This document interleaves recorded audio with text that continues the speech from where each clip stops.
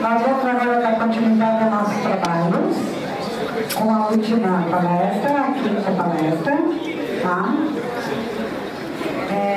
Então, aproveitando esse momento, eu convido agora o senhor Jorge Antônio Ouro, da cidade de Florianópolis, e representando o departamento de Florianópolis, da Sociedade Brasileira de Obiose, para proferir a palestra Sinarquia versus Anarquia. Por gentileza, senhor Jorge Ouro.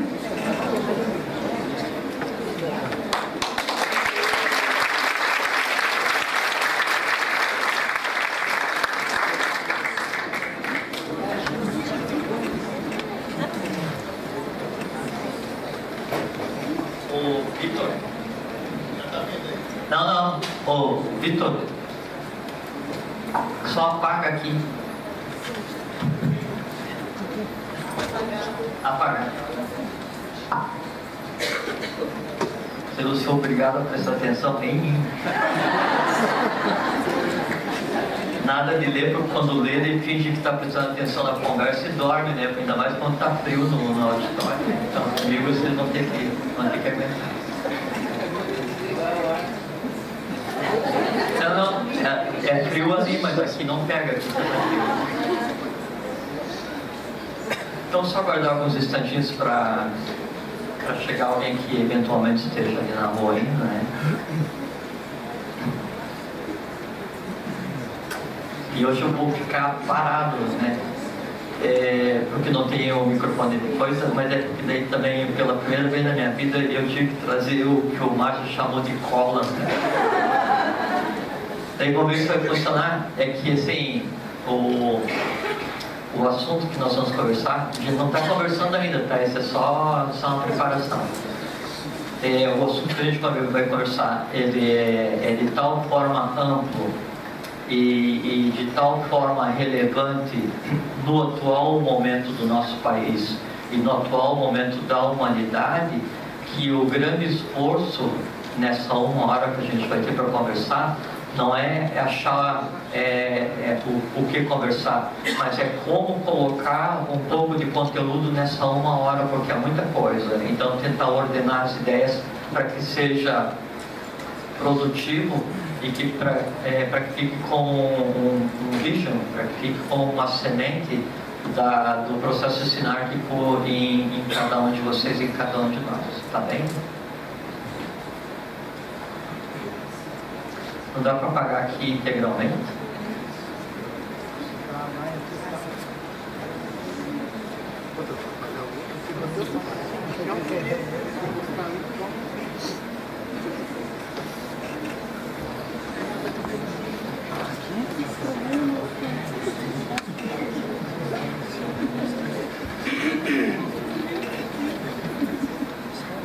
Então eu queria primeiro parabenizar o Júlio, o Alberto, o Kênio e o Lauro pela brilhante exposição, mas pela capacidade gigantesca, hercúlea, inimaginável de conseguir colocar as coisas em transparência, né? Tem que colocar as coisas no computador para depois conseguir falar, que é assim, não vou dizer que é impossível porque vocês fazem, mas para mim é quase impossível, né? Então eu tentei fazer isso, de fazer uma transparência, um slide, né?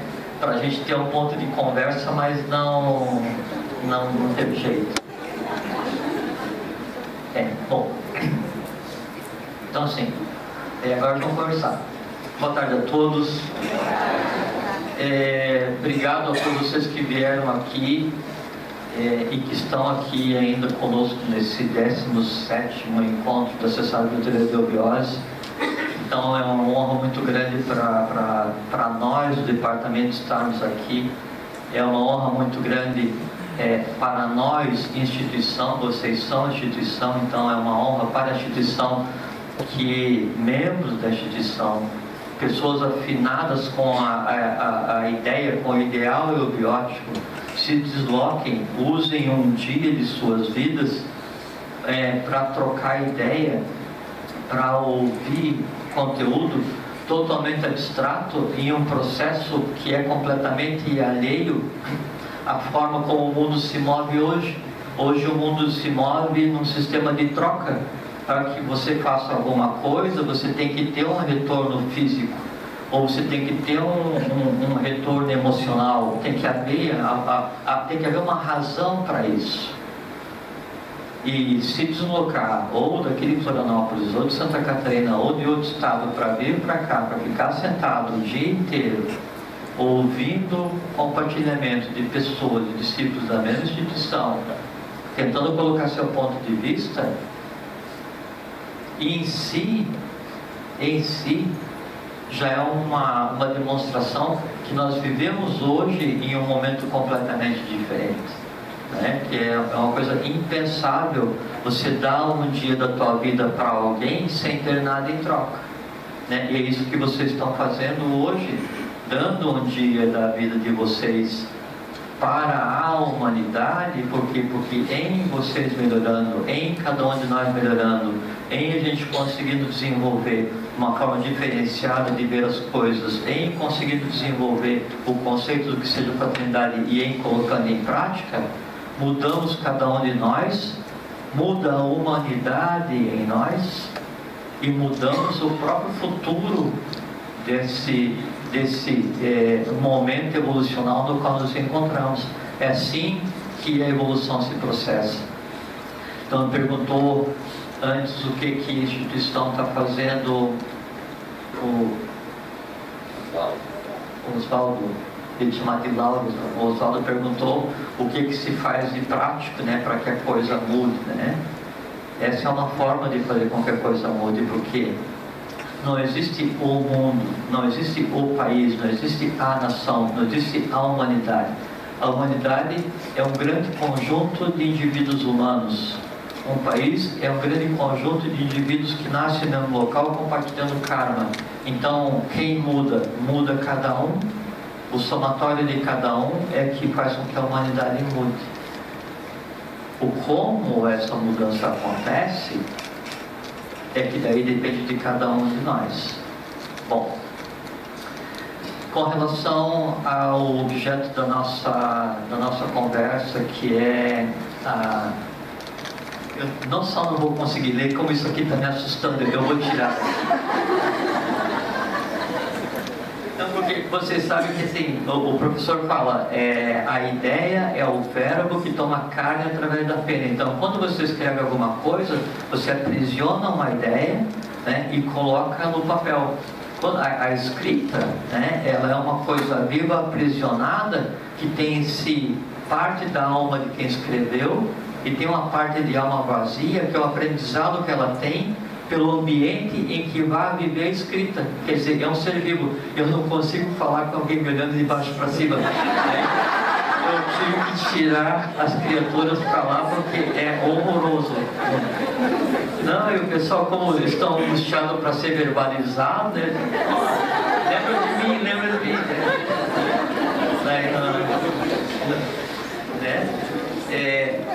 Então não tem jeito. E aí isso de que daí cada um quer ser ouvido, cada um quer ter o direito de falar, em si já é uma das bases da democracia, ainda não bem nem mal, ainda não sinarquia. A democracia, na sua origem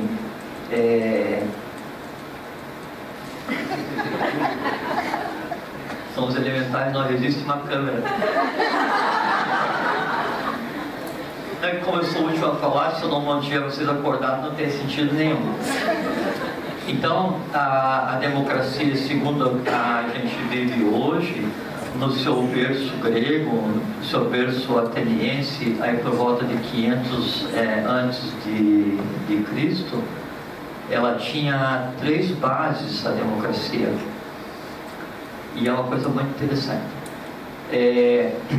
Primeiro, é o direito de ocupar qualquer cargo público. Isso era uma das bases da democracia grega. Segundo, todos são iguais perante a lei. a isonomia. E o terceiro era o direito de se manifestar em assembleia, é dizer o que pensa.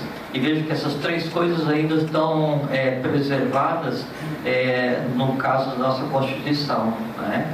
Que é o direito à livre manifestação, o direito a exercer cargo público qualquer, desde que seja um cidadão, exercer suas funções, e que todos são iguais perante a lei. Tem uma outra coisa que é uma cláusula da Constituição, que diz que todo poder emana do povo e seu nome será exercido. E isso é uma das grandes falhas da democracia com relação à sinarquia, mas vamos explicar logo em seguida. Então, esses três aspectos, direito de exercer qualquer cargo, direito de se manifestar e todos são iguais perante a lei, se aplicam não só ao sistema de governo no qual a gente vive e o qual a gente chama erroneamente de democracia, mas também ao sistema de governo que rege cada um de nós. Não só o que nós engendramos, mas o que nós trazemos como inato, ou no nosso caso as tendências positivas e negativas, quando elas tomam corpo, quando elas tomam forma. Está muito ruim assim? Estou muito perto do microfone?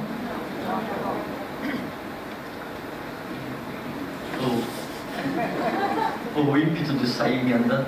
Então, quando eu disse que a escrita estava aqui e tudo que estava escrito estava gritando para ser ouvido, é exatamente um dos princípios que rege tudo aquilo que existe na alma de cada um. O que é que existe na alma de cada um e que grito tem que ter para ser atendido? Porque ele tem o direito de gritar o tempo inteiro, ele tem o direito de ser ouvido. É tudo aquilo que cada um de nós tem colocado na sua alma.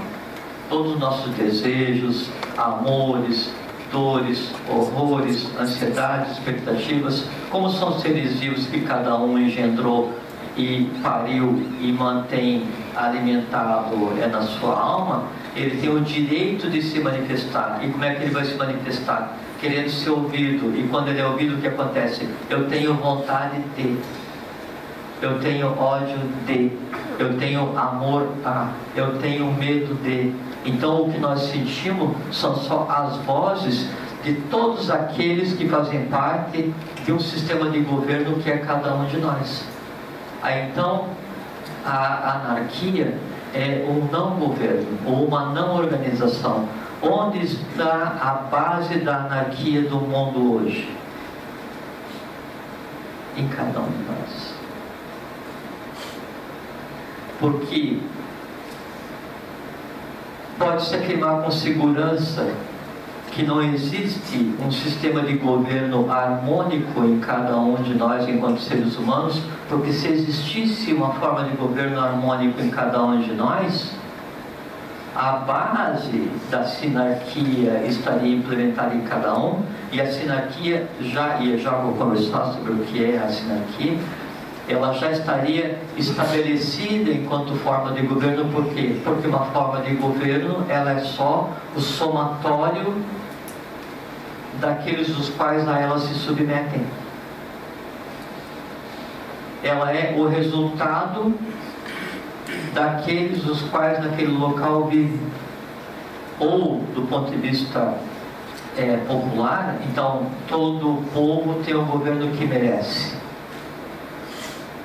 Todo povo tem um governo que merece, dá para se traduzir por todo povo tem um governo que precisa. Que precisa por quê?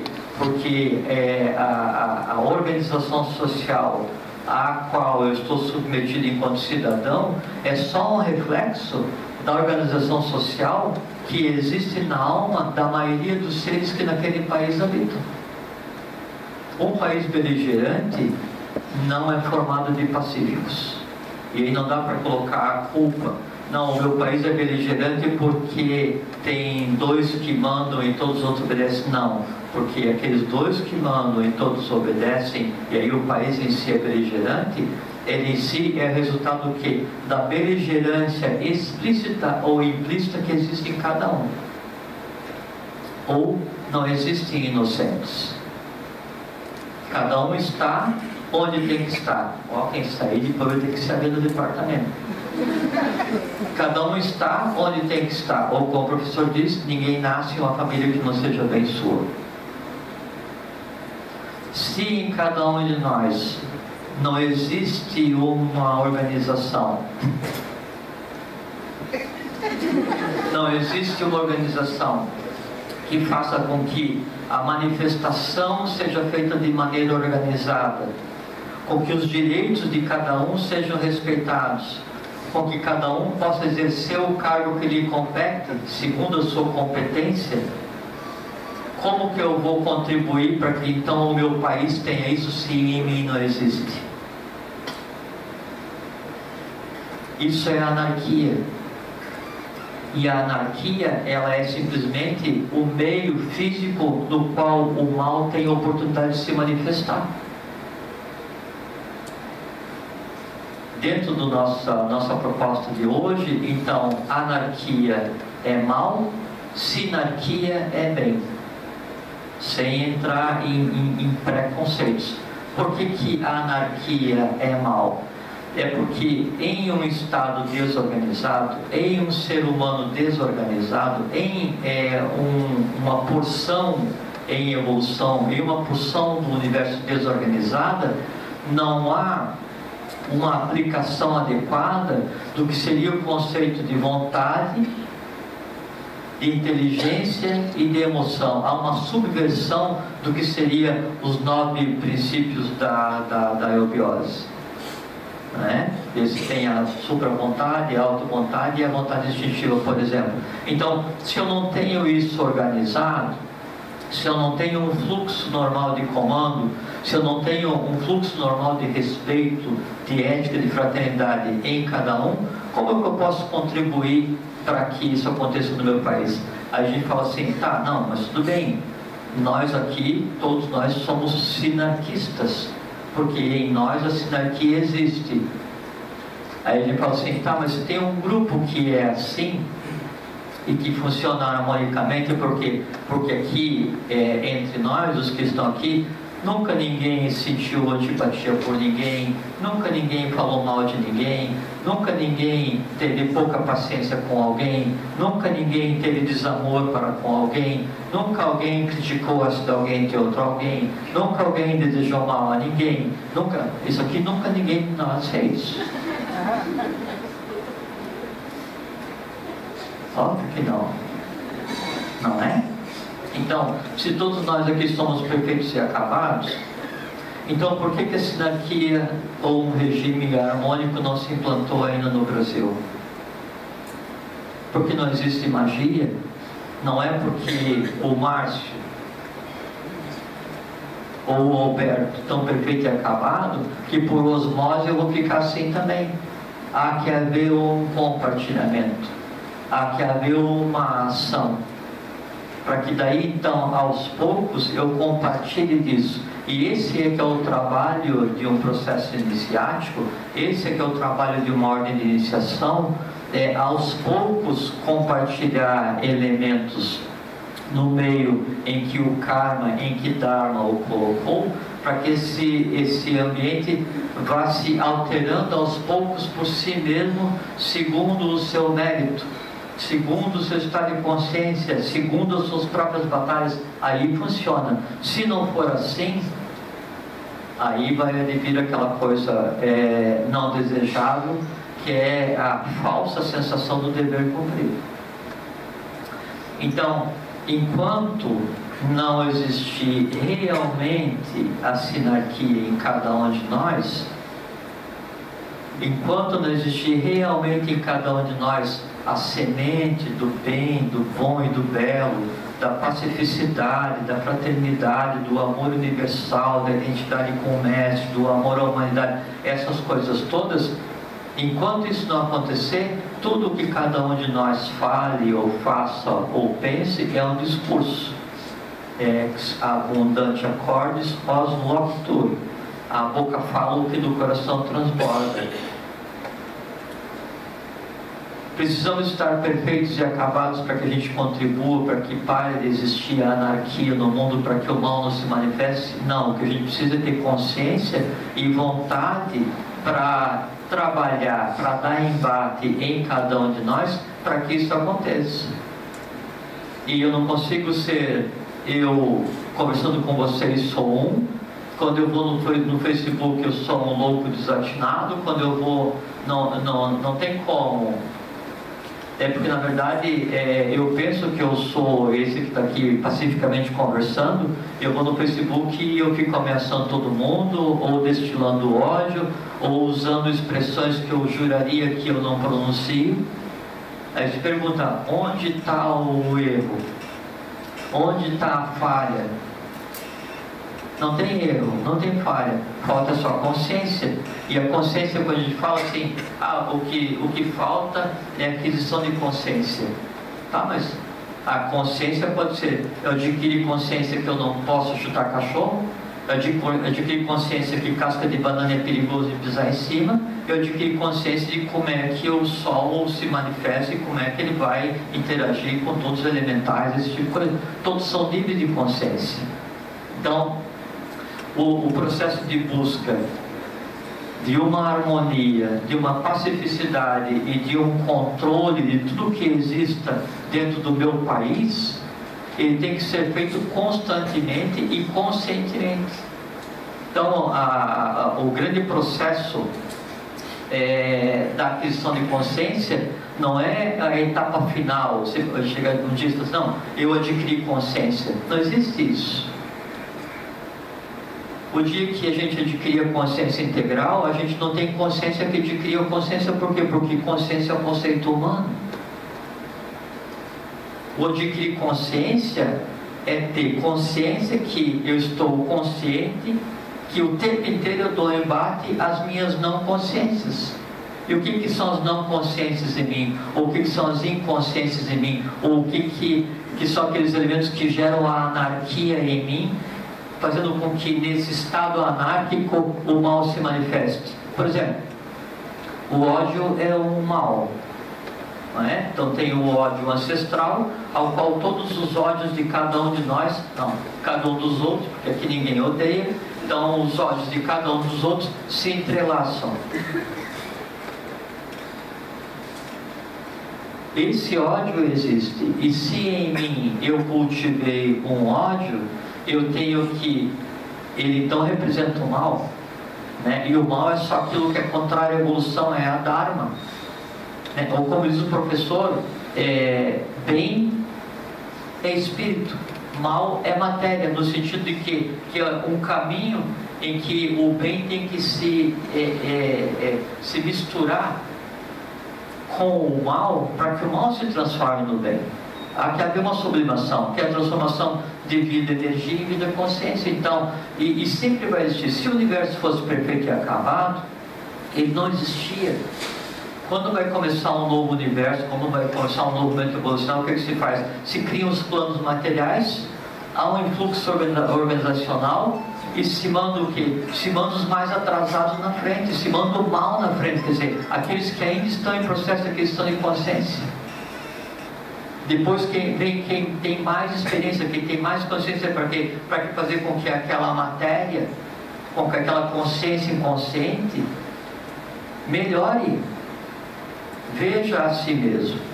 Esse que é o processo. Então o que acontece?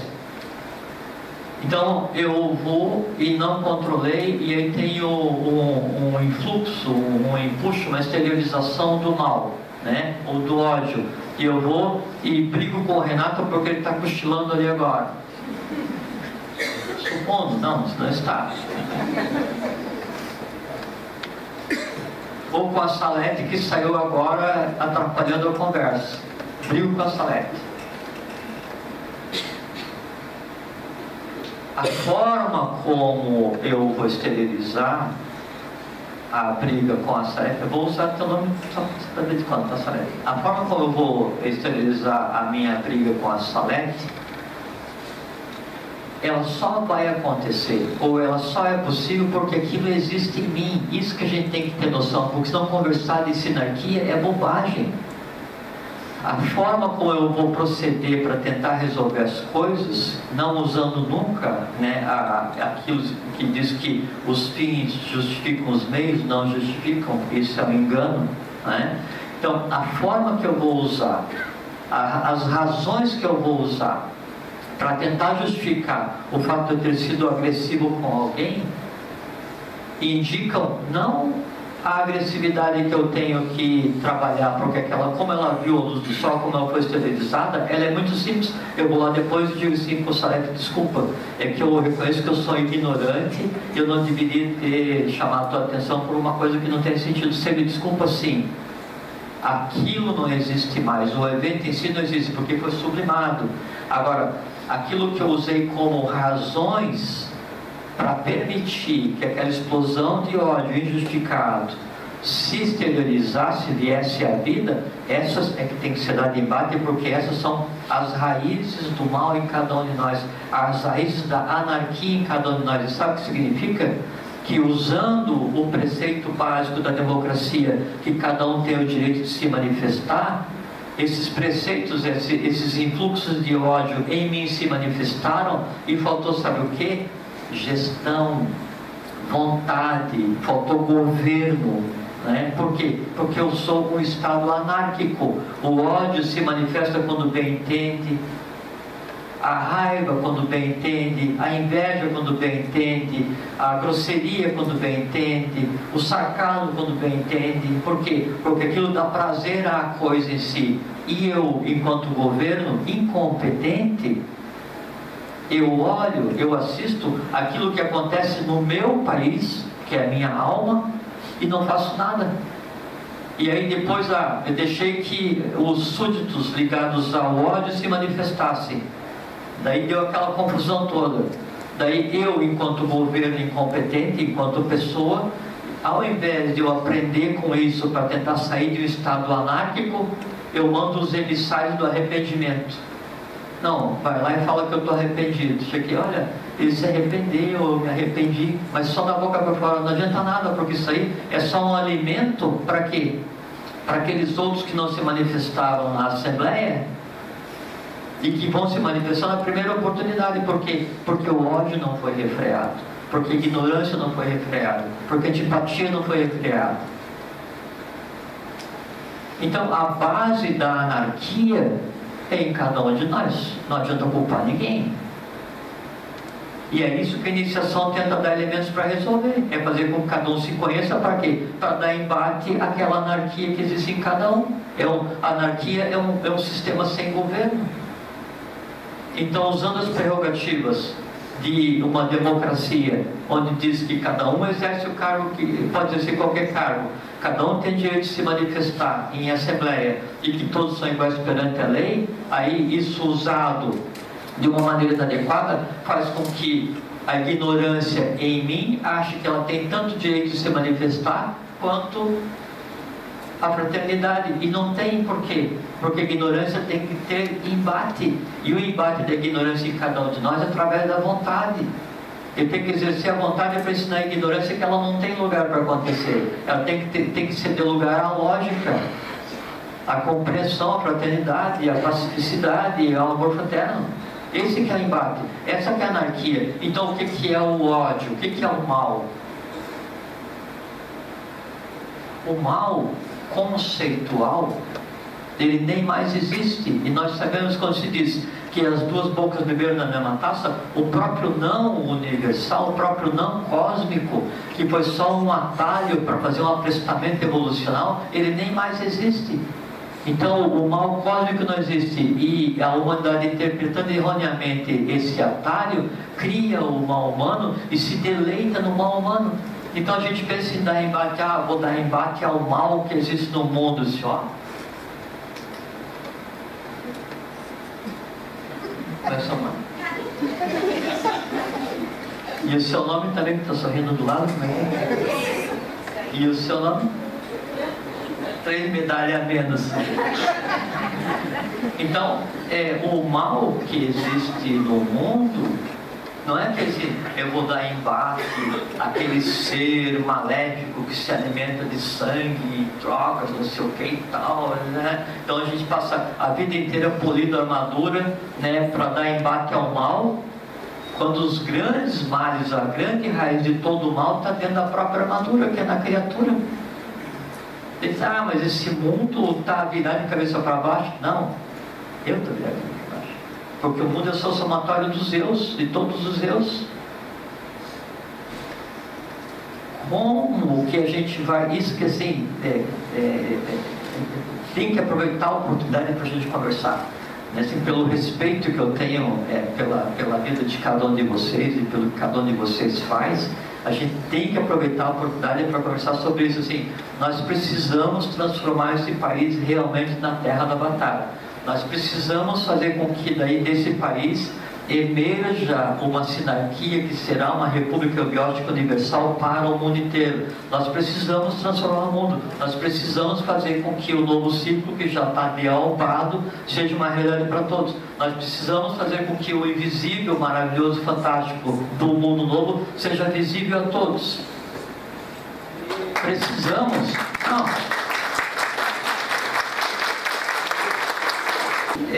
Então nós precisamos, e são tão poucas pessoas no mundo que se dedicam a tentar pensar nisso, que não podem perder a oportunidade. E o que eu queria então compartilhar com vocês é isso aqui: obrigatoriamente aquela condição de intrepidez formidabilíssima. É o intrépido formidabilíssimo, é aquele cara que atravessa o inferno e dá um tapa na cara do capeta e volta mais puro e mais limpo do que quando entrou. Então isso é o que todos nós somos, todos nós seres humanos. Mas enquanto nós não nos dermos conta que a raiz do mal está em cada um de nós, independente do que seja, aquela mágoa que está guardada, porque um dia, eu escolhi uma outra vítima, um dia, a Aglaídes, que é do Rio de Janeiro, que está aqui, ela chegou e falou para mim que a minha paramenta, meu paramento estava amassado, e não estava, porque eu pessoalmente tentei dobrar loucamente na noite anterior, mas foi o máximo que eu consegui. Para ela não significou nada, e para mim aquilo é uma coisa cristalizada e gigantesca, que toda vez que eu olho para ela, eu vejo nela o meu amassado, e eu fico tentando ver se alguma coisa está errada para um dia eu chegar e jogar nela assim: o teu tá rasgado. E ela assim: tá, acabei de enroscar ali, rasgou sem querer. Por que você está me falando com tanto ódio? Lembra que um dia... Não, a gente pensa que essas coisas não são relevantes, mas é aí que reside a semente, é aí que é a âncora de todo o mal. Porque não existe N maus, existe um. Todo o resto da antipatia que vocês tenham pelo vizinho, a questão é que daí eu não posso guardar hoje a mágoa de ontem, porque se eu fizer isso, eu sou um sistema anárquico. Na base da democracia, e nós temos só, quem está falando a conversão, passou 10 minutos? Então temos mais 55 minutos ainda. Então, essa conversa foi então sobre as 3 bases do sistema democrático que começou para a gente na Grécia, dentro daquele preceito ocidental, que a civilização ocidental é filha da Grécia. Na Grécia, a época em que se estabeleceu as bases da sinarquia, isso foram em 5 governos, né? Havia 2 estruturas muito interessantes para manter o que seria um conceito, era se estabelecer a democracia, mas tinha um embrião de sinarquia, que existia uma assembleia, e essa assembleia era formada por 500 membros, e eram 50 de cada uma das aldeias, das regiões que compunham a Grécia Atenas naquela época. E não, a Assembleia era de todos, e quem escolhia, fazia a relação dos problemas, eram os representantes de cada uma dessas aldeias. Só que o representante, para algumas funções na democracia, ele era escolhido por sorteio. E a eleição, e aí a gente já começa a chegar próximo da nossa discussão entre anarquia e sinarquia. E a eleição, ela era feita somente entre aqueles preparados para tal. A eleição não é entre os que querem, é entre os que podem por estarem preparados. Eu posso querer disputar uma eleição para qualquer cargo em qualquer regime político. Eu vou me submeter à escolha, só que eu tenho que me preparar para que daí sejam escolhidos só dentre aqueles preparados. Essa é a base, e essa é a base da sinarquia também.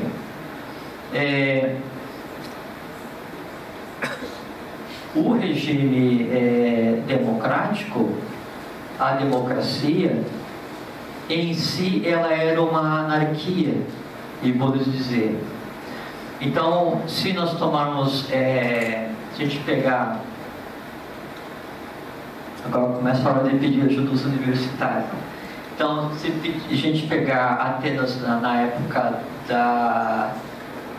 de Clístenes, Solon, o pessoal que estruturou a democracia, então a população estimada é entre 400 e 450 mil seres humanos, considerando os atenienses, os nascidos de pai atenienses, os atenienses nascidos de não atenienses, os escravos, que eram de outros povos que iam trabalhar na Grécia. Então, dessas 400, 450 mil pessoas, então, o que se considerava como demos, como povo, eram só os atenienses efetivamente, os que seriam considerados cidadãos, e representavam mais ou menos 10%, 12%, então era por volta de 50 mil pessoas. E depois ainda, na época de Clístenes, ele estabelece que o cidadão não é só aquele que tem posse ou que é nascido em Atenas, ele tem que ter nascido em Atenas, mas ter pai e mãe ateniense. Então, o demos, o povo, né, ele é só uma pequena parcela das pessoas, não é o povo como um todo. E ainda, quando se faziam as assembleias, as eclésias, que se realizavam em média 40 vezes por ano, então os registros históricos que tem era que da presença entre 4 e 5 mil pessoas. Então, 10% das pessoas da cidade-estado eram cidadãos, e desses só 10% iam nas eclésias, nas assembleias. E aí, então, assim, na assembleia, o que foi preparado pelos que foram escolhidos por eleição, né, e criava a lista dos problemas, então todo mundo votava, todos votavam, não havia representatividade. Esse era o embrião da democracia, mas não tem nada a ver, e aí a gente volta ao que diz na Constituição do Brasil e não a parte dos países.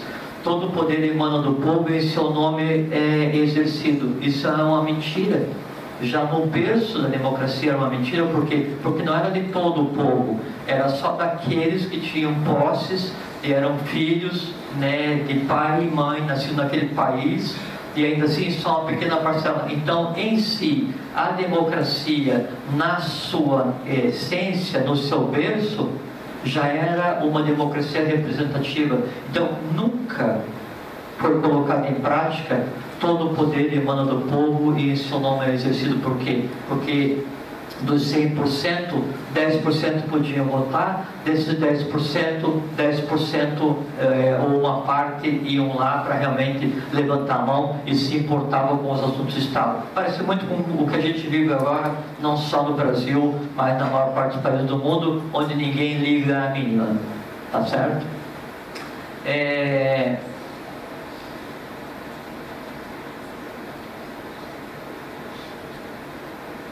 Sim. Então é assim, ó.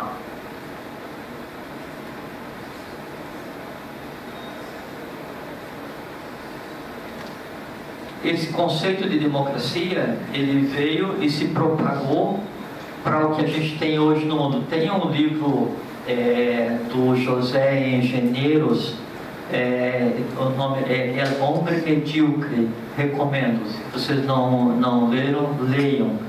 Então, é José Engenheiros, né?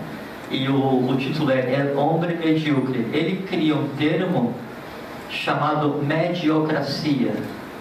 A mediocracia é aquela pseudodemocracia onde os medíocres exercem o poder, né? Então, bem-vindos à mediocracia. E medíocre não é uma agressão a outra pessoa, é porque fica naquele meio termo defendendo os próprios interesses, esquecendo da pátria, esquecendo do povo, desconfigurando completamente o que seria um regime que deveria pensar em todos, o que seria alguma coisa que se aproximaria de uma sinarquia. Bom, então o que a gente vive hoje no Brasil e na maior parte dos países do mundo, vamos colocar na maior parte para não generalizar, né? São ou cleptocracias, ou oligarquias, ou mediocracias, mas todas elas são em essência anarquias. Por quê? Porque não tem representatividade, porque são conduzidas por quem teve um tempo em que mesmo em Atenas precisava ser definido as categorias de cidadão, e a categoria de cidadão foi estabelecida de acordo com a quantidade de terra que cada um tinha, e ainda assim era considerada democracia.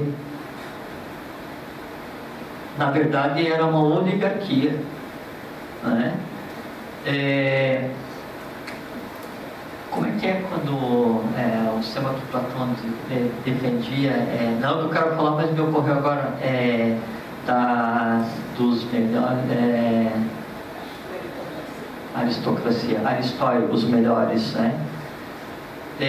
Então o que se buscava à época e o que se buscou depois de Platão, e uma das grandes críticas que se faz a Platão é que ele era contrário à democracia.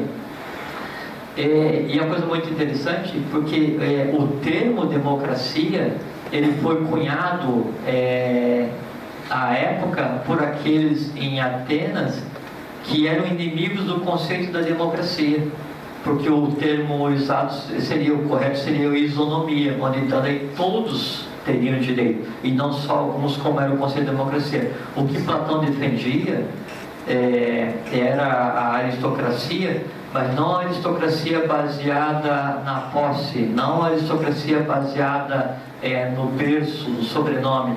A aristocracia que seria aquele governo onde os melhores dirigiriam os destinos do povo, e o melhor no sentido de ter conhecimento, né? Ele está preparado para isso. Bom,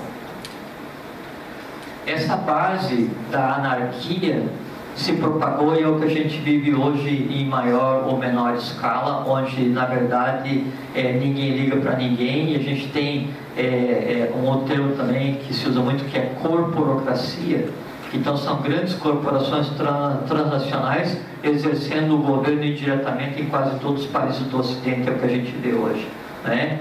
E aí é um estado de tal forma anárquico que nem o lucro, nem a posse, nem o poder não interessa de tanto que se tem. E as pessoas que antes precisavam ser dominadas em um sistema anárquico de imposição, uma tirania, o que fosse, elas hoje são só um incômodo.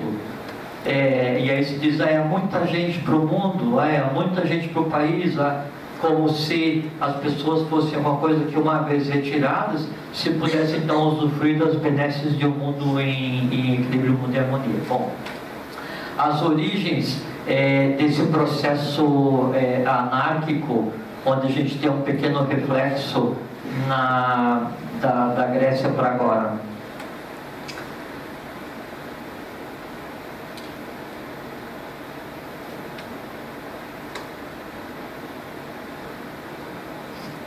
Depois da queda da Atlântida, onde a gente tinha um sistema de governo em equilíbrio, e essa é a base sinárquica, onde nós temos cidades e estados autônomas com governos autônomos, e cada governo escolhe a sua forma e se submete a um poder central. No caso, na Atlântida, a organização, a gente fala em uma organização sinárquica, mas era uma teocracia sinárquica, porque o poder emanava da oitava cidade. Com a queda atlântica, com a queda humana e com a construção da Agartha, essas coisas todas que vocês sabem, então a situação entra em um estado de barbárie. Aí depois se tenta, e tem a ver com a pergunta que a Viviane fez antes, se o uso de inteligência artificial tinha a ver com a queda da Atlântida, né? Não, porque mesmo com o apogeu técnico desenvolvido na Atlântida, o conceito que se tem hoje do que seja inteligência artificial não se aplicava, e o que existia era uma autonomia tutelada, porque mesmo havendo um desenvolvimento técnico-científico sem precedentes para o mundo de hoje, o estado de consciência do Atlante à época ainda era inferior do que a gente tem hoje, pelo fato que lá eles tinham que desenvolver a quarta tônica, a gente está desenvolvendo da quinta para a sexta tônica. Então não teve a ver. Com a queda Atlante, se entra em um estado de barbárie. A partir de então se inicia uma série de tentativas para tentar restabelecer um regime harmônico, um regime de governo que realmente expresse o somatório das almas daqueles que compõem o país, ou o estado, ou a cidade onde eles vivem. Uma analogia que se pode estabelecer, todos sabem o que é o corpo causal, né? Quem não sabe é porque ainda quem aqui ainda não é de eubiose? Não fiz a pergunta ainda. Que feia. Sejam muito bem-vindos, sim, um abraço especial mais apertado em vocês, então, porque o pessoal da eubiose já está calejado, vocês ainda não estão calejados, então está na hora de começar a criar calo para tentar salvar o mundo. Então, tem um conceito que se conversa bastante na eubiose, que chama corpo causal, que é o resultado que fica de N existências até que chega um ponto em que ele está de tal forma pronto, que daí a própria unidade que a gente conceitou como alma, ela passa a ser perene. Tá certo? Em termos de organização política, pode-se dizer que a sinarquia ela é possível quando há pelo menos um pequeno projeto de corpo causal em cada um de seus habitantes. A gente fala assim, mas na Agartha isso, na Agartha aquilo, porque na Agartha a cidade é assim, porque lá eles fazem isso. Tem separação de funções, tem separação de serviços, tem níveis de consciência, tem escolas ou universidades para preparar. A diferença é que cada um tem acesso ao que queira, para ser preparado para, como era na época da Grécia, enquanto ideia. Então, você pode fazer parte de um grupo, né? Isso falando de Agartha. Você pode fazer parte de um grupo, você vai se preparar para uma outra atividade. É como se fosse um sistema de caças não estanque, mas já vou conversar. Então, mesmo se a gente imaginar um sistema perfeito de sinarquia, que seria o máximo que a gente almeja, que seria um ambiente agartino, já misturado com a face da Terra, ainda assim nós temos que estar preparados para isso, porque senão vai acontecer nunca. Então, por isso a gente volta ao início da conversa, ou se cria um estado harmônico em cada um de nós, ou esquece. Não vai acontecer sinarquia nem em cada um de nós, nem no Brasil, nem para ninguém. Bom, então depois da queda Atlante, uma série de tentativas foram feitas para restabelecer o que seria a sinarquia. E Sinarquia é uma coisa muito interessante. Então, quanto tempo nós temos? Zero nada. Já terminou? Não, o tempo que a gente ia fazer pergunta, a gente continuou conversando. Foi uma decisão em assembleia.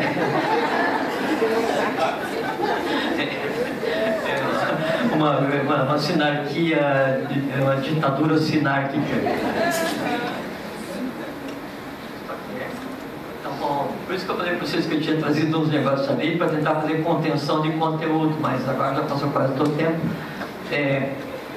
Então, o democracia, o demos é o que seria o povo, e o kratos significa poder, por isso que se diz, o poder emana do povo, todo o poder emana do povo, e em seu nome será exercido. E aí que está a grande deficiência, a raiz do caos, da anarquia que impera hoje no Brasil, no mundo, e em cada um de nós, porque há uma diferença entre poder e autoridade. Essa que é a chave para compreender a alma de cada um, para compreender o que acontece no nosso país, para compreender o que... sai em grupo, agora está feia a coisa. Um dia eu falei um tempão, só saiu uma pessoa, de uma esculhambação.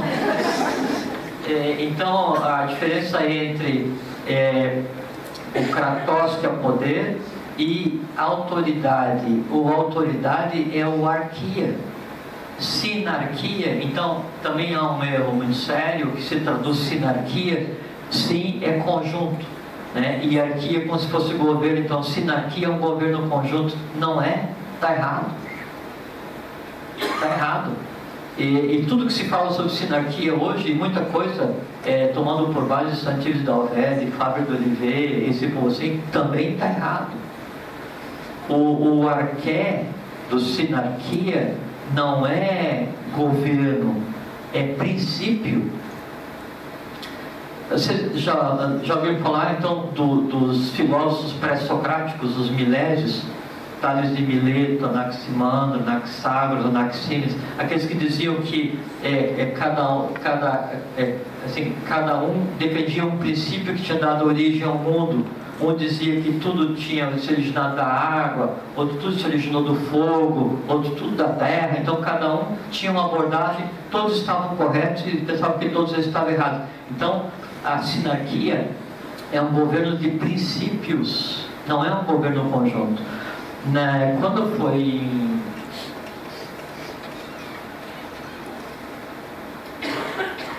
começou em 1928 na França um chamado movimento sinárquico, porque eles pegaram um conjunto de banqueiros ou de gente que tinha posse e começaram a fazer uma coisa que está muito parecida com o que foi proposto agora, depois dessa mudança na legislação eleitoral. Eles propuseram a criação eles chamaram de fundo cidadão, que é juntar gente que tem dinheiro para patrocinar a campanha de alguns políticos. É exatamente a base anárquica, caótica de alguma coisa que criaram então na França com o nome de sinarquia, e aquilo evoluiu.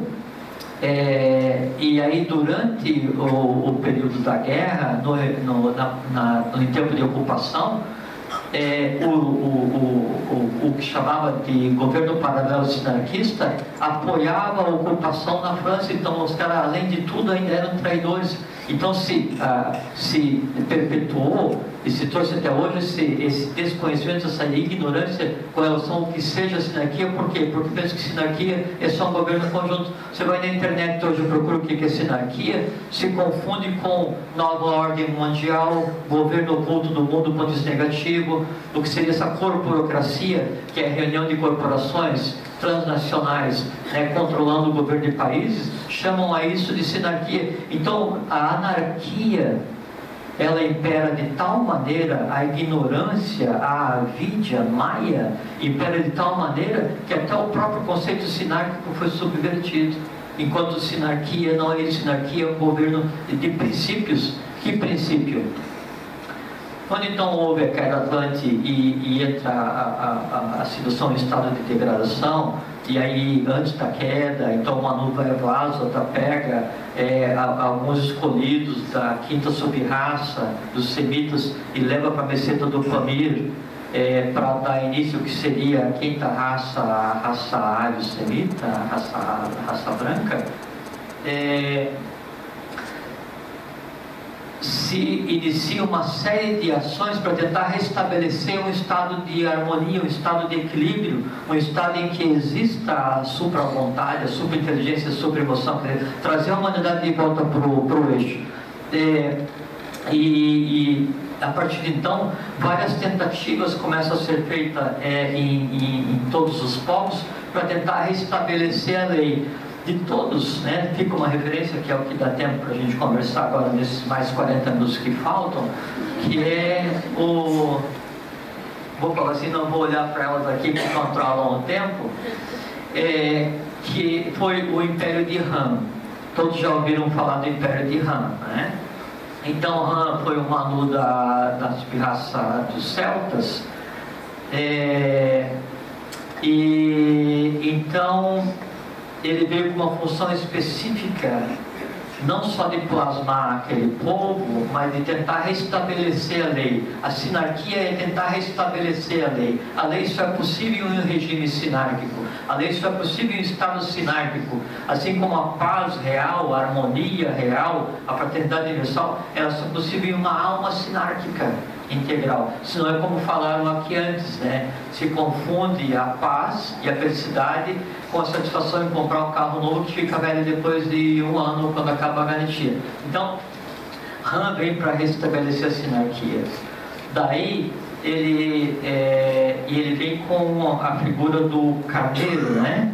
O Império de Han é Han o carneiro, e o símbolo de Han é a suástica que foi mostrada aqui antes, né? Não a sovática, que é a nazista, que é invertida, mas a suástica do Império de Han, Império do Carneiro, que tem por símbolo a suástica. Daí ele começa a se mover, né? E ele cria um novo estado um novo estado social, uma nova ordem social. E ele faz assim, e por isso o professor Henrique de Souza diz que a sinarquia começa obrigatoriamente nos municípios. A primeira unidade no mundo que vai ser sinárquica é uma cidade, não interessa qual seja. A partir dessa se criou um bijan, se criou uma semente. Não vou pegar. Então se cria uma semente para dali então se propagar. Aí então ele faz o quê? Ele estabelece uma base sinárquica, uma base do que seja sinarquia. A unidade básica da sinarquia é a comuna, é o município. Aí há um conselho no município, que ele chama de conselho de pais, e realmente eram os pais, o pai e mãe, todos os pais e mães da aldeia, se reúnem em um conselho e escolhe um representante. E o nome desse representante é Tas-Ild-Ar, o nome da criatura, do cargo que ele ocupa. Ele é o pai da aldeia. Daí cada aldeia faz uma coisa, cria um conselho, e aí esse conselho tem um Tas-Ild-Ar. O conjunto de todos os pais, os pais, né, que assim, um pai de cada aldeia forma um conselho, e aí esse conselho de pais, um para cada uma. Na Agartha o conselho são 111 todos, né? Ele vai escolher os que vão formar os 3 conselhos que vão dirigir todos os reinos, se cria um modelo para dirigir os reinos, né? Aí então esse conselho de Tas-Ild-Ar, ele vai definir e escolher quem faz parte do primeiro conselho, o conselho dos anciãos, que é aqueles que vão regular a vida econômica do município. Aí eles escolhem os membros do segundo conselho, e todos eles têm que ser preparados. Então, do terceiro conselho, eles são iniciados, né, em alguns dos mistérios menores, são preparados para, independente de quem sejam, né, não precisa estar em uma escola, ele é preparado para. Aí, esse conselho de Tasildar, eles escolhem os membros do segundo conselho. O segundo conselho é aquele que vai definir todas as funções públicas. E ele se coloca acima, seria hoje um conselho que ficaria acima do executivo e do legislativo e do judiciário. E escolheria os membros. Só que para fazer parte do segundo conselho, ele tinha que ser iniciado em todos os mistérios menores e parte dos mistérios maiores. Aí se cria um terceiro conselho, que é o conselho dos instrutores, né? Ou depois na Agartha equivalente é conselho de Deus, conselho dos deuses e o conselho econômico. Então, nesse primeiro conselho, todos têm que ser iniciados nos mistérios menores e maiores.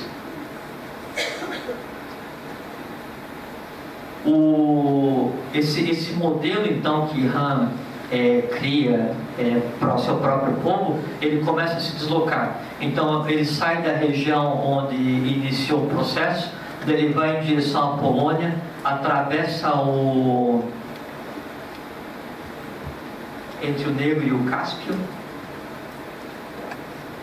os Balcãs, atravessa os Balcãs, e aí vai e desce, né, para a Índia, né, e aí se propaga na Ásia, aí pega ali a parte dos cornos do Egito, a parte de cima da África, e desce e chega a um ponto em que todo mundo dito civilizado faz parte do Império de Han. Só que cada país é uma unidade independente. Então o que ele fez? E o Império de Han, ele durou, a sinarquia de Han, por aproximadamente 5.500 anos.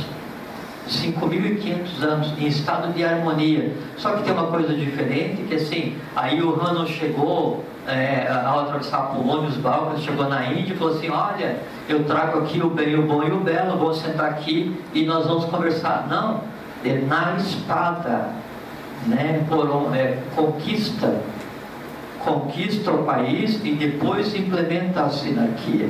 E isso é uma realidade que a gente tem que construir de maneira diferente.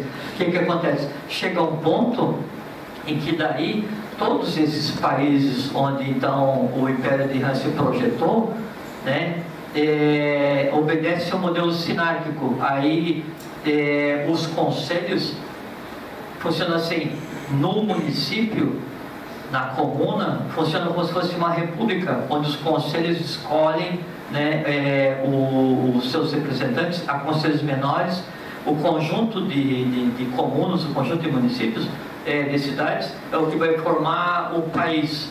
E aí o primeiro conselho, que é aquele que são os iniciados nos mistérios maiores, eles escolhem os próprios reis. Então parte do modelo sinárquico de Han implica em monarquia, só que não é monarquia absolutista e não é monarquia de berço, é monarquia enquanto cargo eletivo. O rei é escolhido por um tempo e ele sai, depois o conselho escolhe, e aí o conselho escolhe e tem que ser referendado pelas maiores autoridades dentro do regime sinárquico, que são quem? Os professores dos colégios de iniciação, aqueles que repartiram conhecimento com todos aqueles que formam os conselhos. Aí volta ao conceito platônico dos Aristói, que é aquele que tinha noção de... E então cada país tinha um regime de realismo, como é que é? Não, como é que é? Onde é que tem um rei, como é que é? Uma monarquia. Então cada país tinha uma monarquia, mas o rei era escolhido. E aí todos os países onde cada um tinha seu monarca escolhido pelos conselhos se submetiam a um outro conselho de sacerdote, só que o sacerdote era o filósofo, o estudioso. Não existia a religião, porque no Império de Han era unificado como se fosse o culto a Atom de Amenófis IV, é o culto solar, e até essa é uma das razões da queda do Império de Han, que eu já vou falar. E aí o Império de Han está sendo aqui, então por 5.500 anos se submetia a um governo centralizado de onde emanavam as diretivas filosóficas do ciclo. É como se fosse o Avatar, o Manu, dirigindo quase metade do mundo de maneira consciente e pacífica. Chega um ponto em que daí, dado o trabalho por concluído, e uma coisa que é bom observar assim, todos esses que a gente vê na história, Platão, Pitágoras, Sócrates, o Cunaton, esses caras assim, eles sempre passam por ter morrido, né? Eles saem e depois, quando é necessário, voltam para continuar. Então, o Han, ele se retira e aí ele vai para o Tibete. Bom, antes a passagem, a presença de Han pelo mundo, ela é tão forte. Você pegar toda a tradição dos países mais antigos, hoje todos eles têm a ver com Han. Você pega Han, Ihan, até o nome ficou, né? Então, todos os países onde ele teve influência, eles pegam o Egito, Ramsés, o nome dos faraós tinha a ver com Ram. Aí ele abandona o estado, né, de guerreiro, que era a função dele, e aí passa ao estado de sacerdote, e sai e vai para a região do Tibete, e aí você tem, em vez de Ram, você tem Lã.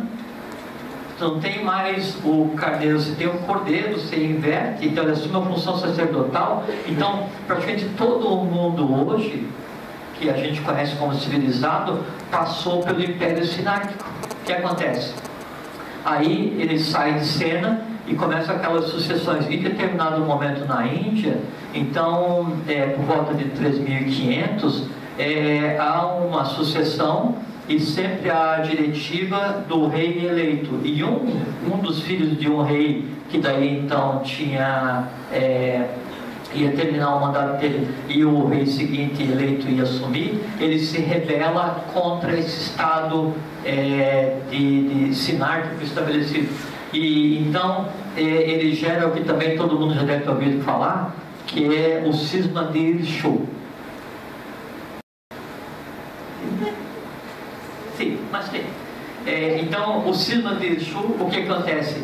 O cara se rebela, ele mata o irmão dele, e ele estabelece por primeiro na Índia uma quebra da sinarquia. Ao invés de ser um estado harmônico, né, sinárquico com o culto solar, ele estabelece o culto lunar e cria o que seria uma dinastia dos Ionídeas, que é o culto lunar. A partir dali começa uma degradação em cascata, e aí então, aí vem Cambises, invade o Egito, tem a queda da Babilônia, aí todos os países que tinham estrutura sinárquica deixam de estar e se instala uma anarquia generalizada, que é aquela que a gente tem reflexo até hoje. Na sinarquia de Han, da mesma forma como na sinarquia na Agartha, então existe um sistema de castas, mas não o sistema de castas degradado que é o que existia na Índia, que foi abolido em termos legais em 1947, que diz que se você nasce sacerdote, você só pode vir nessa comunidade, e se você quiser ser guerreiro, vai ser só na próxima encarnação. Então, isso é uma invenção, isso já é resultado da degradação sinárquica a partir de Irshou. Bom, e a coisa ficou tão crítica quando Irshou então faz a quebra da sinarquia, que Krishna vem para dar embate. Então, boa parte da narrativa épica onde Krishna está envolvido é a luta dos lunares contra os solares, ele representando a sinarquia e os outros representando o culto lunar, o culto dos Ionídeas. Aí então, o sistema de castas, que degradadamente ele foi colocado baseado no que você faz, se você é sacerdote, guerreiro, comerciante ou trabalhador, e se você não está em nenhuma casta, você é um pária, um sem casta. Daí isso já é uma degradação do conhecimento original, porque originalmente o sistema de castas, o sistema de Han, na sinarquia de Han, era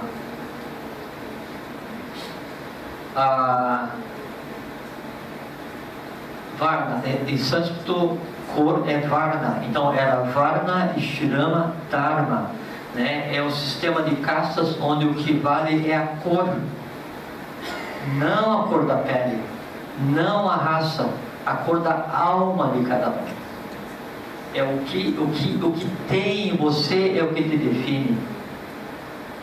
E é por isso que daí, tanto na Agartha, quanto no Império Sinárquico de Han, e nas outras tentativas de implantação de sinarquia, e aí a gente pega de Quetzalcoatl até Pitágoras, todos tentaram, Templários, Rosa Cruz, todos tentaram implantar a sinarquia à sua maneira, tentando fazer um governo conjunto.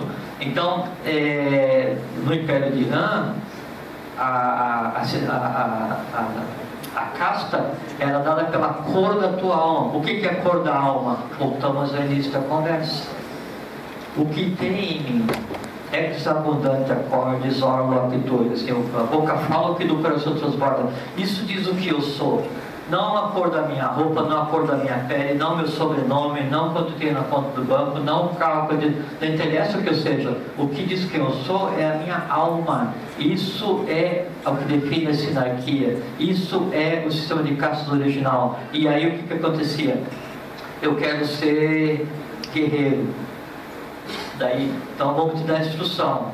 Deu instrução, passou. Agora vamos ver o corpinho da criatura, porque não adianta eu querer guerreiro e não é? Não, sinto muito, mas tem uma vaga para sacerdote, já que não dá, faz negócio mesmo. Então, você era preparado para, além de ser preparado para, você tinha que ver se você tem a competência para isso. A diferença é que não existia, e aí é que vem a projeção sinárquica de cada um de nós, é que não há revolta na Agartha. O que arruma o livro no lugar, ou o Pandit, ou o Todd, que faz parte do Conselho Agartino, todos eles experienciam aquilo que é desejável, que é a maior experiência que se pode ter enquanto ser humano, que é o que? É paz. Essa que é a questão. A sinarquia é quando, não importa o que eu esteja fazendo, eu experiencio a paz permanente. Essa é a base da sinarquia. E aí então no Império de Han e na Agartha, o que acontece? Você nasce, eu gostaria de, você vai ser preparado para, e além de receber o conhecimento para, você vê se você tem o perfil para isso. Se sim, sim. Se não, ser preparado para outra coisa. Há mobilidade entre castas, porque a cor da alma ela é construída. Toda criança vai nascer com a alma branca, porque mesmo as tendências positivas e negativas, elas são potencialidades de cores. E aqui você abordou, você que mostrou a parte das cores, não foi, Laura? Foi, né? Então, a alma de qualquer uma criatura, ela é uma potencialidade, porque tanto Skanda quanto Nidana estão em potenciais. O desenvolvimento daquilo, eu que faço. Então, quem pinta a grande tela que descreve a minha alma, sou eu. E me é dado a capacidade de, através do conhecimento, reescrever, redesenhar, refazer, reconstruir, que é o grau que nos compete. Aí, em fazendo isso, eu me adequo ao quê? Àquilo que eu tenho o perfil para, e aí eu encontro a paz. Se eu encontrei a paz verdadeira, aí sim, aquele dali é um sinarquista. E aí, onde tem um sinarquista, fujam anarquistas, porque a sinarquia dá embate à anarquia. Mesmo sem falar nada, porque a paz, ela incomoda o medo, porque o medo não sobrevive na paz. A paz incomoda a antipatia, a paz incomoda o desejo, porque esses não sobrevivem na paz. Então, um estado sinárquico em existir em cada um de nós, aí se propaga e se estabelece para o meio onde cada um de nós vive. É possível? Óbvio. Por quê? Porque se eu não posso dar conta de mim mesmo, eu não posso estabelecer a sinarquia na Antonina. Por quê? Porque ela é a chefe de governo do seu próprio país, da sua alma. Só você diz quem faz o quê, quem pode, quem não pode. Você orienta, você dá instrução, você transforma. Eu não posso. Eu posso compartilhar conteúdo, para que daí você então, aceitando ou não, se transforme ou não. Então, Se a base para a sinarquia é só a transformação em cada um de nós, óbvio que é possível. Foi dito antes aqui, numa frase do professor, acho que foi o Kenio que mostrou, não foi o Kenio, foi o Júlio de início, que a eubiose ela representa uma nova era. Foi isso, não foi, Júlio? Foi uma... Não? Então alguém mostrou um escrito do professor que fala que daí... Foi você, Alberto? Então o Alberto mostrou uma transparência. Eu não sei se chama de transparência slide, porque parece muito antigo chamar de transparência, né? Transparência é aquilo de botar naquilo. Também não pode chamar de projetor, tem que chamar de data show, né? Então, que falava que o que se tem que construir é uma nova era. Isso é uma nova era. Isso é eubiose na prática. É assim que se transforma. E aí, se a gente não tem competência, e se a gente não tem um método, se não tem controle de processo, se não tem capacidade governamental, se não tem autoridade, axé, não tem autoridade para gerir nem o povo maluco que em mim habita, como é que eu vou querer propor um sistema de governo para gerir os bilhões de malucos que habitam nos bilhões de malucos que habitam meu país? E quantos bilhões e bilhões de malucos existem na cabeça de cada um maluco que vive nesse mundo? Nós, inclusive. Percebem o quão longe está a sinarquia e, na verdade, o quão perto está a sinarquia? A sinarquia ela não está nem ao alcance do nosso braço. Por quê? Porque ela está dentro de nós. Se eu estabeleço um modelo sinárquico em mim, vontade, inteligência, emoção, autonoção, autointeligência, autovontade, quer dizer, eu passo a ter uma gestão sinárquica daqueles seres que eu mesmo criei, não pediram para nascer. O ódio que em mim existe não pediu para nascer em mim. Eu pari, eu alimento, eu tenho que dar conta. Enquanto não acontecer, não dá para a gente dizer assim, não, a sinarquia se fez no Brasil. Por quê? Porque o Jorge é uma anarquia. A gente vai ter que ter uma sinarquia de maioria. Sinarquia de maioria é ditadura. É mentira. E para se criar uma ambiência que seja propícia à manifestação do Avatar, que é uma ordem social sinárquica, tem que ser verdadeira. Percebe como é simples? Não, e assim, o processo ele é tão magicamente simples que fizeram parecer complexo para que não fosse realizado. Mas só não faz quem não quer. A gente só não faz se não quiser. Aí sim, se a gente conseguir compreender o que é sinarquia, aí a gente estabelece, tá, muito bem. E como é que vamos fazer que aconteça a sinarquia enquanto Estado de governo para o Brasil? Muito simples. Muito simples. Não adianta fazer sinarquia como um golpe de Estado. Não adianta fazer sinarquia como um regime militar. Não adianta fazer sinarquia. Não tem tramóia para implementar a sinarquia. Por quê? Porque a sinarquia ou ela é verdadeira ou não existe. Porque ela envolve o Avatar. O que você tem que fazer? O processo básico que eu falei antes da sinarquia, que é a preparação, é a eleição de pessoas preparadas para que a escolha, por assim, vamos supor, vai ter uma eleição e quem vai votar sou eu e mais 17 eu. Tem 20 votos. Como eu sei que eu sou descabeçado e eu não confio muito no meu voto, daí eu falo para quem vai colocar aqueles que são os candidatos, falo assim, olha, bota só gente boa aí, que mesmo no meu erro mais grotesco, ainda o escolhido vai ser bom. Então eu não posso questionar a capacidade de escolha da população.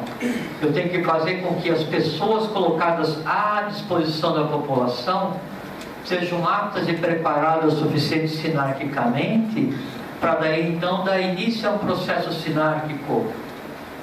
E aí legislar para que a consciência seja dada a todos aos poucos, provendo que a alimentação, provendo educação, provendo fraternidade, esse tipo de coisa.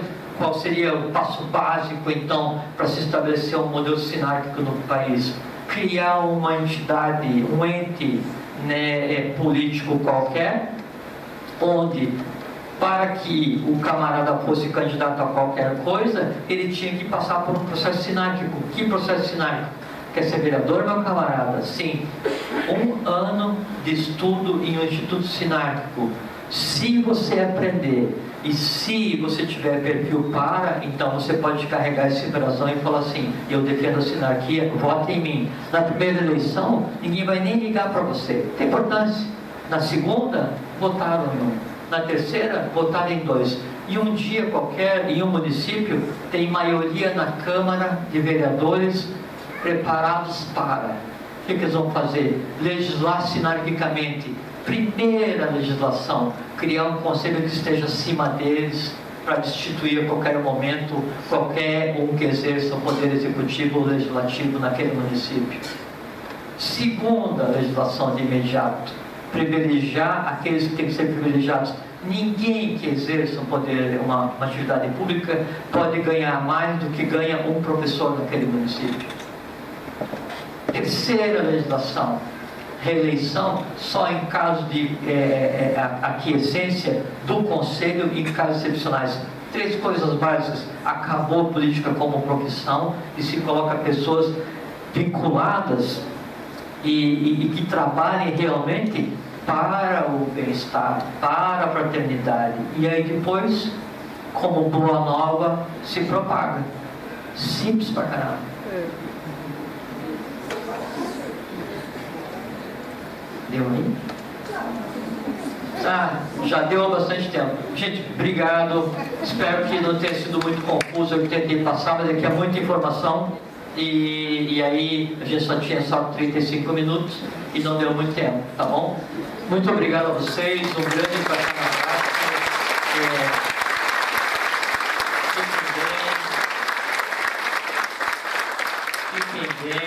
Fiquem em paz e que a sinarquia se faça em cada um de vocês, para que a gente consiga ser as bases da sinarquia para o nosso país, para que a gente consiga ter uma caminhada boa, feliz, profícua, saudável, construtiva, para que a lei se faça em cada um de vocês, para que a lei haja em vocês, através de vocês, para que a gente possa chegar um dia, daqui a N existência, daqui a uma ou amanhã, quando todos nós formos no nosso lugar de destino, com a satisfação do dever cumprido, que é tudo que se espera de um ser humano.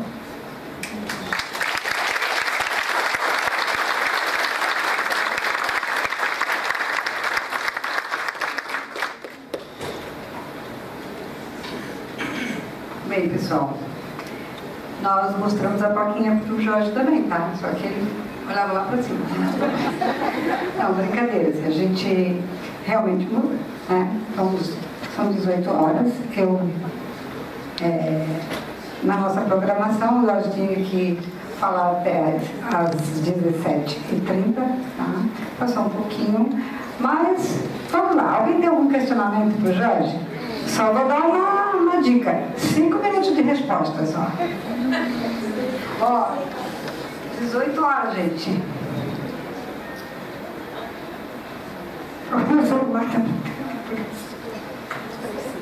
Alguém tem algum questionamento para o Jorge?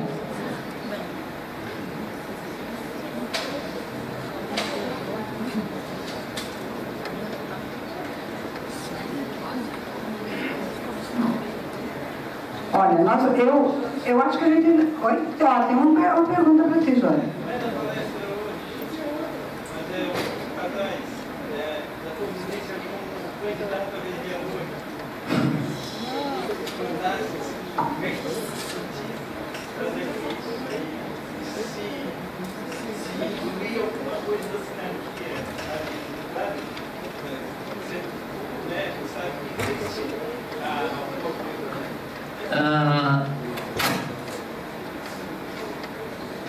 Sim.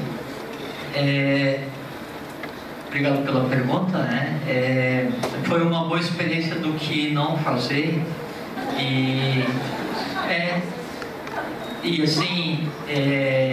uma oportunidade que a gente sempre tem que agradecer quando a gente consegue ver alguma coisa errada. Como diz o professor, quando alguém erra, eu tenho que dizer assim, meu Deus errou naquele homem, então tem que ver o erro acontecendo. E é muito interessante porque daí deu para compreender que você não pode culpar a pessoa que vota de uma forma que você considera errada. Você tem que se preocupar em dar uma alternativa de escolha enquanto ela não tem consciência total, para que o dia que ela tiver, ela não faça as suas escolhas. Então, nesse aspecto, foi um grande aprendizado. E aí surgiu uma semente da percepção da necessidade desse processo, de a gente participar desse processo político, e culminou há um tempo atrás, aí tem um mês e pouco, né?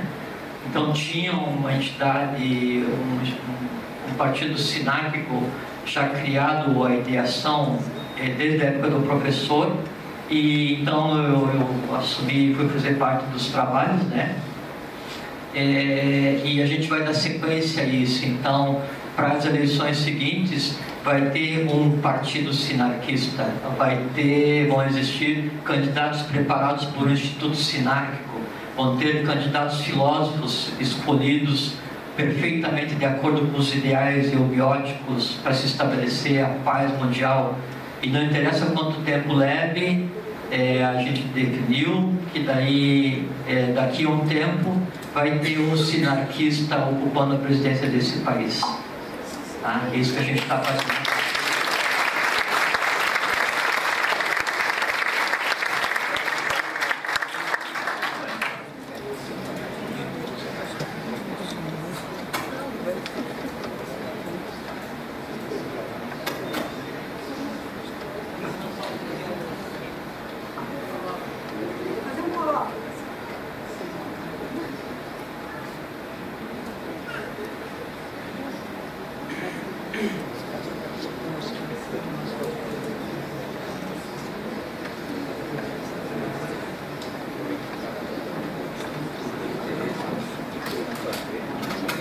Eu vou aproveitar essa oportunidade e vou agradecer a presença de todo mundo em nome da nossa Sociedade Brasileira de Eubiose, em nome dos departamentos de Florianópolis, do departamento de Curitiba, do departamento de Porto Alegre, do departamento de Tubarão e da representação de Joinville, que são esses departamentos que desenvolvem a jornada sul-brasileira de eubiose.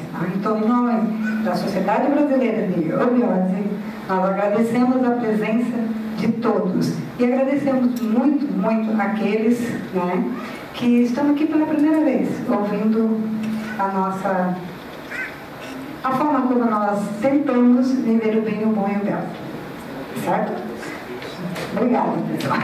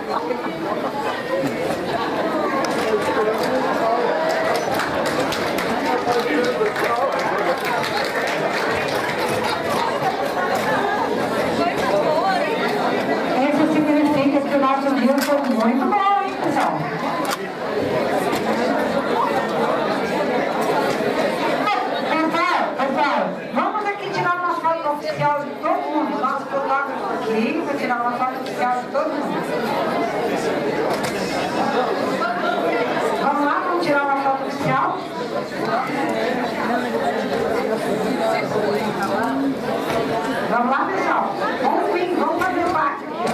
Vamos aqui, ó, vamos fazer parte. Vamos vir aqui para fazer uma foto.